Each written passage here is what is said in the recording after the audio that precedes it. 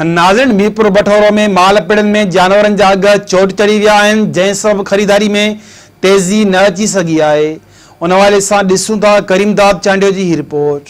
जी नाज़रीन, असां हिन वक़्तु मौजूद आहियूं मीरपुर बठोरो जी माल पिड़ी में, जॾहिं त ईद उल अज़हा में बाक़ी कुछ ॾींहं बचा आहिनि। असां उन सिलसिले में हिते वापारियुनि ऐं ख़रीदारनि सां ॻाल्हि ॿोल कंदासीं त हुननि जो माल जे वापार बाबति छा चवणु आहे। टैक्स माफ़ कनि, सब शयूं माफ़ कनि, न त ये ॾींहं ॿ टे रहिया आहिनि, असीं मारिजी वेंदासीं, माल न विकिबो काॾे वेंदासीं। वजह सां लॉकडाउन आहे, हिन में ख़रीदार को बि कोन थो अचे, माल महांगे ख़रीदारी कयूं, बसि वेठा आहियूं, केर ई कोन थो अचे। गाह बि महांगा, हर शइ महांगी। वञूं था शहर ॾे खणियो त टैक्स सरकारी, किथे 5000 किथे 6000, वञूं था अंदरि शहर में त गुंडा टैक्स, वञूं था धिके में पिड़ियुनि में त 5000 धिको, 6000 डोर ॿधाणी, वञूं काॾे। गरीब आहियूं, ख़रीदारी करे हाणे फता आहियूं, अची वेठा आहियूं रहियो। ग्राहक हिते लहनि ई कोन था।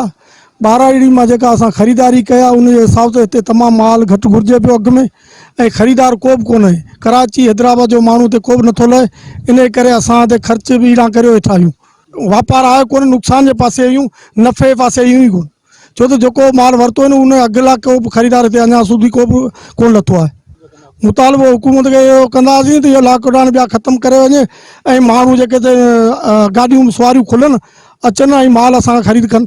जेसिताईं असांजो अर्ज़ु आहे त पिड़ी में अची वेही रहिया आहियूं, माल जो विकिरो कोन्हे को, वॾे वॾे रेटनि में असांजा माल वरितल आहिनि। जे घर जा माल कया आहियूं सभु विहारे बीठा आहियूं। गाह जो बिल्कुलु वॾो अघु आहे, माल जो रेट न आहे। हाणे असीं मजबूर थी रहिया आहियूं, कीअं कयूं, कीअं माल विकिणूं, केॾांहुं वञूं, मजबूर थी रहिया आहियूं। हाणे जी चओ थी कयूं। हाणे मुतालबो असांजो इहो आहे त माल जो रेट वधायो वञे। असां छा करियूं, माल कीअं वठूं, एतिरो असां वटि पैसो न आहे। हिते तमामु महांगाई जजी थी वई आहे। जे वापारी पुछूं था, बाबा हिन 2 रुपया, बाबा 1.5 लख रुपया, बाबा हिन जा 50,000 रुपया। असां मिसकिन माण्हू कुझु बि कोन था वठी सघूं। असां इहो ई अर्ज़ु कंदासीं त कुझु हल्का ई करियो, सस्ता ई करियो, त असांजो बि दोस्त यार अचे पिड़ी में, ॾिसे बाबा ही डोर वठे, ही डोर पसंदि करे, पंहिंजो सुठे कुर्बानी लाइ सुठो डोर वठे। कैमरामैन इंतज़ार खबीर सां गॾु करीमदाद चांडियो, महरान टीवी न्यूज़, मीरपुर बठोरो।